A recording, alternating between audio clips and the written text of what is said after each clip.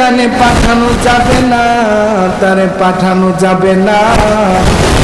নবী এবার ওই মহিলা ডাক দিয়ে বলে, নবী গো, আমার এই ছোট বাচ্চাটারে আপনি লইয়া যান।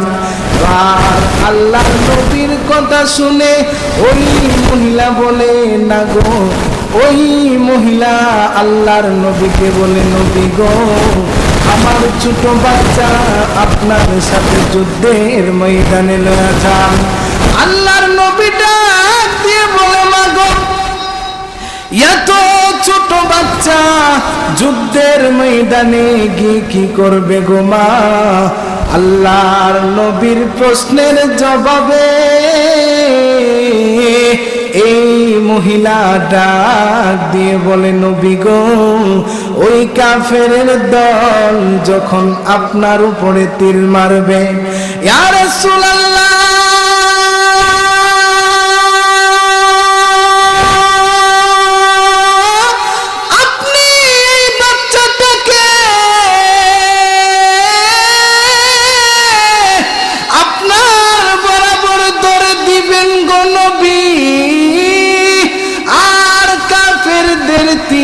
যখন এই বাচ্চার বুকে এসে লেগে যাবে, তখন আমার বাচ্চা দুনিয়া থেকে বিদায় হয়ে যাবে, আর আমি শহীদের মা হয়ে যাব।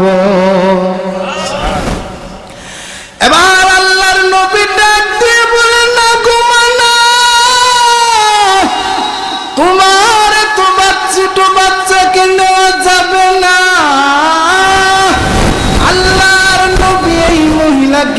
কথা বলে বাড়ির দিকে ফিরাইয়া দিলেন। এবার ওই মহিলা বাড়ির দিকে চলে যায়, আর চোখের পানি গুলা মুছে মুছে কান্দে, হাই রে, নবী আমারে ফিরাইয়া দিছে।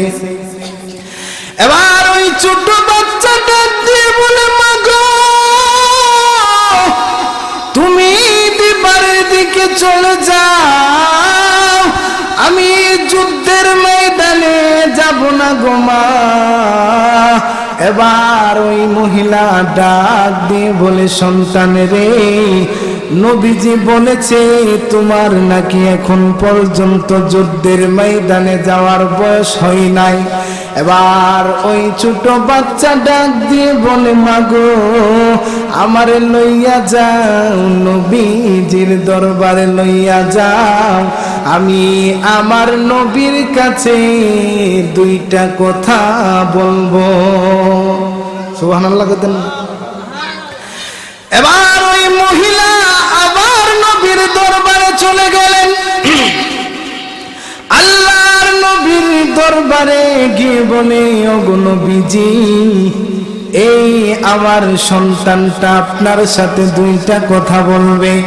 এবার নবীর সামনে গিয়ে ওই ছোট বাচ্চা বসে যায়, আল্লাহর নবীর কাছে বলে, ওগো নবীজি, আমি আপনার কাছে দুইটা কথা বলবো।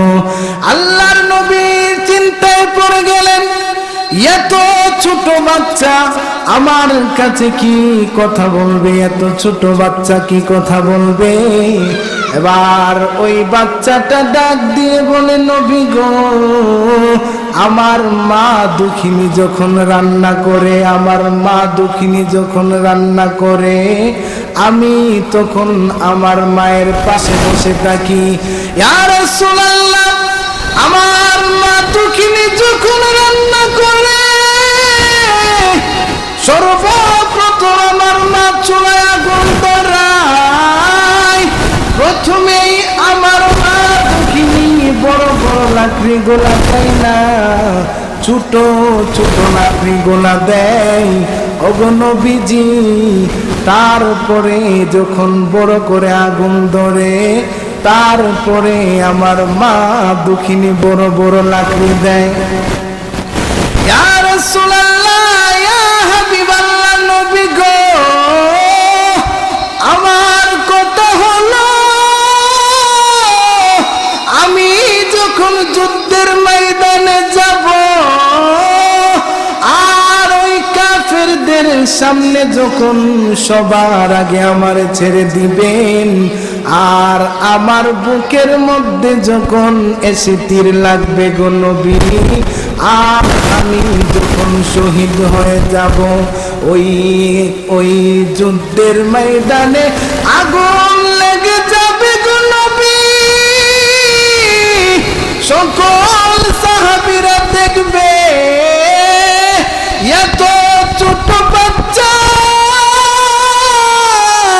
যুদ্ধের ময়দানে শহীদ হয়ে গেছে, তারপরে আপনার সাহাবীদেরকে আপনি যুদ্ধের ময়দানে পাঠাইয়া দিবেন, তাদের শরীরে একটা যুদ্ধের স্পৃহা চলে আসবে।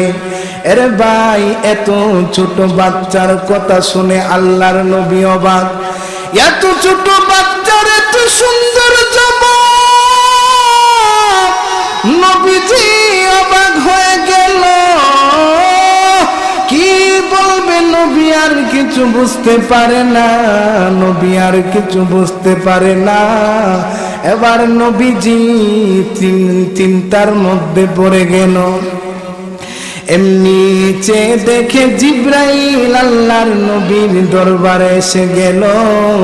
আল্লাহর নবীকে ডাক দিয়ে বলে, ওগো নবীজি, এখানের মধ্যে আপনি কি করেন? এখানের মধ্যে আপনি কি করেন?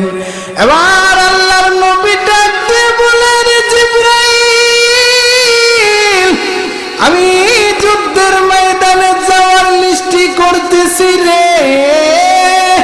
দেখোস না রে জিব্রাইল, দেখোস না, এই এত ছোট্ট বাচ্চা এসে বলে যুদ্ধের ময়দানে যাবে, আর কত সুন্দর সুন্দর যুক্তি দেয়, কত সুন্দর সুন্দর যুক্তি দেয়। আল্লাহর নবীকে জিব্রাইল ডাক দিয়ে বলে, ওগো নবীজি, আপনি দুনিয়াতে জান্নাত, আপনি দুনিয়াতে লিস্টি করেন, আর আল্লাহ আরশের মধ্যে বসে বসে যুদ্ধের ময়দানের লিস্টি করতেছে গো নবী।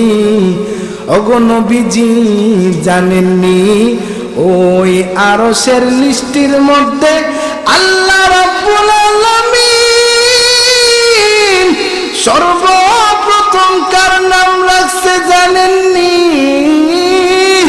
ওগো নবীজি, এই ছোট 7 বছরের বাচ্চার নাম আল্লাহ সর্বপ্রথম লিখে দিছে।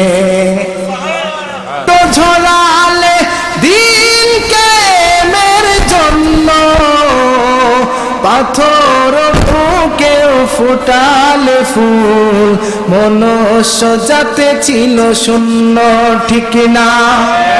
উহুদের ময়দানে রক্ত ঝরালে দিন কায়েমের জন্য, পাথর বুকেও ফোটালে ফুল, মনুষ্য জাতে ছিল শূন্য।